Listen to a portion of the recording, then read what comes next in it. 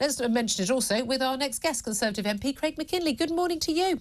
Good morning, Julia. Thank you very much for joining us. Lots to talk about. Local elections last week. Talk about that. But I do want to get your thoughts on this Republic protest. Do you think the police did the right thing? I actually, on balance, think that they did. I mean, we've seen protesters that are there to actually disrupt things, like the snooker that we discussed last week. They've had 70 years to make their protest against the monarchy, and they've got another 70 years to do so. For most of us in the country, myself very much included, I was there to enjoy the day. It was, I put a tweet out at the time and said, oh, for heaven's sake, let's just have a day off, all of us, and enjoy this celebration. But hold on a minute. The whole point was they didn't want to enjoy the celebration. They weren't stopping other people enjoying it. They weren't going to... I mean, if they'd been disrupting the actual event, I'd have certainly been first person to be critical. The plan to stand and make your views known about what is a political event. It's a constitutional monarchy. It has a role, not just in our Church of England, established church, but also in our actual, bills. Laws don't even exist unless they've got the King's signature on them. So if there's any day you're going to protest if you are an anti-monarchist, it's going to be the day that a new king is crowned, surely. No, of course, no. Well, then so is it all right for them to protest on that day or not? Well, they're saying after the event it was all going to be lovely and peaceful and it had all been agreed by the police. And yes, it was lovely and peaceful and there was no interruption. But it was agreed with the police. They've got numerous emails and correspondence with the police. Well, I'm afraid they say that now, that it was going to be a peaceful protest, and I would support everybody's right to do that. I'm first in line to do that. But you're not, because you're saying they shouldn't have protested. There was no plan. They had agreed what they were going to do, and what actually went ahead was exactly what they said they were going to do. They'd agreed every single thing they were going to bring and how many people were going to be there and where they were going to be. They weren't planning to disrupt. There's this conflation of what the UK protesters were apparently planning with throwing the rape alarms at the horses. Nothing whatsoever to do with Republic. I'm just saying, look, I wasn't at the protest, but they'll have it. They'll have in writing what they've agreed with the police, and that was what they did. Why? I'm amazed. I mean, this is like saying I shouldn't have gone on a lockdown protest while we were in lockdown. Because it wasn't the time or place. Do you have to wait to make a protest against something? I don't have to agree with someone. Even if animal rights protesters wanted to be there, as long as they were not disrupting the event, they would have every right. I completely disagree with them on a lot of their causes. They would have every right to do that. You're an elected MP in a constitutional democracy with a monarchy. Surely one of the things that a constitutional monarchy is about, it's about defending the rights of the individual against the state. No, we have the most advanced personal freedoms of possibly any country. Not anymore, we don't. Well, I think we do, Julia. No, we don't. I mean, it's all very easy after the event to say, oh, it was all rather nasty to us because we weren't going to plan anything. Very easy to say on a Tuesday morning after the events of the weekend to say that, to say we were going to be very good girls and boys. And Craig, I'm sorry. So we just assume that anyone who's going to protest, even though they've spoken to the police and they've agreed what they're going to do, they have no history of disrupting any events at all. It's not like Extinction Rebellion saying, oh, no, we'll be good this time. I can see the point there. You're saying we have to assume you're going to do something wrong, even though there's no evidence of anything. You're bringing placards to an event which you've agreed with the police. And you're saying, yeah, just in case we should arrest. Because anybody could be arrested at any time on that basis. No, I get where you're going in terms of the splitting hairs on this, Julia, but I think on this occasion we're going to have to disagree. And I think you don't believe in peaceful legal protest. That's what you're saying, No, Craig. I do. I've been on the... Except when it's an event that you agree with. No, it's not like that. We had the world's cameras on an event that is a global event, very important to the history of Britain. I think it was right in this case to take any action just to nip anything in the bud. They can go back on the streets today. They can go back on the streets as they have done for the last 7 years. I'm so disappointed in you. Well, no, Craig, you're one of my favourite MPs. I agree with you on so many things. What I find terrifying is that people... I don't care if someone loves the monarchy or hates the monarchy. I don't care.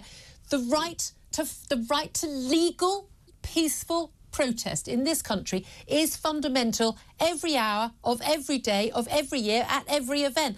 And if you're an elected MP, if you don't believe in that, and this government apparently doesn't believe in that, I think we all have good cause to be very scared, especially given what's happened to us in the last 3 years. Oh, well, of course. I mean, the COVID period, lots went wrong, and I was at the forefront of arguing against much of the nonsense that we lived through. But I don't, on this Should we have arrested you in case you caused a disruption? Well, yeah, no, no one knocked on my door. No, exactly. How lucky for you. I was very compliant with the rules, even though I didn't agree with many of them. But I'm afraid, Julia, on this one, I don't think it actually interfered with anybody's lives to any great extent. Sorry, someone being held by police for six people being held for 16 hours under arrest when there was no evidence of any crime, no genuine suspicion of any crime, and we've even had an expression of regret and an apology from a chief inspector to the head of Republic. You're saying that being held for 16 hours against your will by the police isn't a big deal? Because it would be a big deal if it happened to me, I'll tell you that. Yes, it probably would be to me as well. But you're okay with it?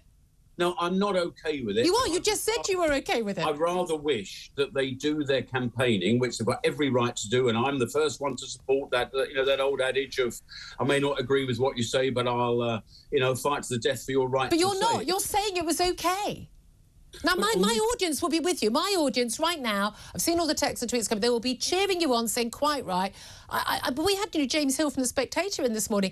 Staunch monarchist, loved all the events and everything, still believes, people have a right to stand in Trafalgar Square and protest. I am genuinely worried that we've given up enough of our civil rights in the last few years. And an MP who's been so staunchly protective of individual rights, you'll say, yeah, but it would have bothered a lot of people and I didn't agree with it, so they should have done it on another day. That's not how democratic protest works. You're quite right, Julia, it's not. And as I say, I'm the first to defend people's right to actually protest, have their say, all of that. We are unique in this country. We are unique almost globally in those sort of rights and freedoms, and we don't have generally heavy-handed policing. Look what's happened in France with their demonstrations over the last couple of months. Yep. We don't do things like that. I just think on this occasion, a special day for the country, the world's cameras watching what is a celebration of Britain at its very, very best. I can't help but think this wasn't the day for this, guys. Again, they didn't protest at the funeral quite rightly, because I think that would have been completely, it's just that in poor taste. We're going to have to end on that debate. We're not going to agree. I'm going to call you after the show. Let's talk about the local elections, though. I mean, I'm sure you will agree with me. Not a good day for the Conservatives. The worst case scenario, and it being not even the worst case scenario, lost more than 1,000 seats, lost control of 49 councils. Labour, though, not on track, according to the polls, for a general election victory, a majority, but a possible hung parliament. What do you think the concerns are about, well, A, for the Conservative Party, can you actually have a chance of winning that election or becoming the largest party in hung parliament? And what are your concerns if Labour did become the largest party, of them going into coalition with the Lib Dems, and in particular the possible threat to Brexit that might pose? Well, you raised all of those points. Now, let's just get this into a bit of context. The local elections are not a general election. The excitement, the enthusiasm, the weeks of run-up, all of that comes into play at a general election. Now, what was clear, 30% turnout generally. This is far less than half who turn out for a general election when things are very, very, very important to the future of the nation. It was quite clear from doorstep conversations I had in my patch, lost to Labour. It was lost to Labour, but the council's been in and out for many years. That Conservative voters are there. They weren't switching. They just couldn't be bothered to turn out on the day. We've not given them anything to be excited about. We've got a high tax economy. We've got various parts of public services aren't working, perhaps. It now comes into some very clear focus why we've had so much militant industrial action over the last few months, just to reinforce that message, dare I say, as an aside. But no, the Conservatives have not gone. Labour had wind in its sails. If you're a Labour voter and you're enthusiastic about all of those messages, you were going to go and vote, no doubt about that. But if you're Conservative, you weren't. So, it's a gauge. Of course it's a gauge, but it's not, I don't think, a foretaste of what could come around the corner. But we've got to get ourselves into gear.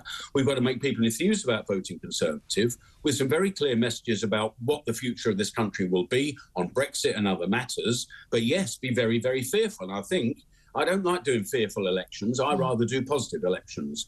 But I think people need to get in their mind what a potential Labour administration or a new Labour Lib Dem or whatever type of mixture might emerge if there isn't a solid majority for one party or the other, and say what is going to happen to woke issues, what's going to happen to tax, what's going to happen to immigration issues, stop the boats, what's going to happen to Brexit. And these things, as you quite rightly say, could be watered down and under threat just because people are saying, oh, I've had about enough at the moment of the Conservatives. Think about this very carefully. We've not been perfect, far from it, and I'm as critical of my own government as many, and certainly in terms of the tax policies and some of the Brexit dividends that I think we should be reaping the rewards of, and perhaps some more, toughness on the boats. These are things that people want. If we don't deliver the things that people want, we will not be in government. You mentioned the boats. Well, those Conservative voters that are out there, the shy voters, the ones that stayed at home, I think they need to get it in their head what the future might mean if they don't come out and vote Conservative. There's millions of them. We proved that in 2019, one of the best results in a generation. Okay. They're out there wanting to vote Conservative. Let's give them a reason to vote Conservative again. You mentioned the migrant boats. A 3-storey barge, which is going to be used to house migrants in Falmouth, has now arrived in that port, ready for repairs and renovations, expected to be ready to house 500 Channel migrants, young male asylum seekers, by mid-June. I have to say, it's not a pretty sight, but do you think this is going to be the deterrence that everyone hopes it will be? Well, it certainly can't hurt. Being put in a barge accommodation, I'm sure it's perfectly serviceable, is not as desirable as being put up in 4-star hotel in Eastbourne or Kensington in a 4-star hotel. It's not in the same gravity. Well, we've had 6,500 come over so far this year. That's pretty much on track with where we've been in past years. A boat that's accommodating 500, well, we already need 13 of those just to accommodate who's come in so far this year. I think we've got improvements on the Albanian situation, which was a big proportion last year, with negotiations with the Albanian government. So I think that is, dare I say, the low-hanging fruit that we can win on.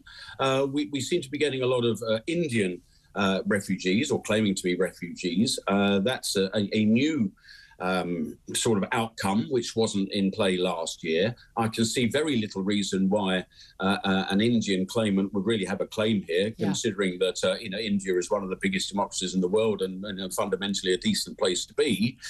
So I think we've got a lot of work to do to actually bear down on this, because it doesn't bode well in Kent particularly. Kent had a bad night for elections. I'm not sure why people would want to vote Lib Dem or Labour if they want to solve the boats. That's very, very clear. No, indeed. We'll have to leave it there, Craig. We could go on all day. I'm going to be calling you later about the protests. I know my audience is on your side on that. I'll tell you that for sure. But Craig, I always appreciate you joining us. Always great to get your views. Conservative MP Craig Mackinlay.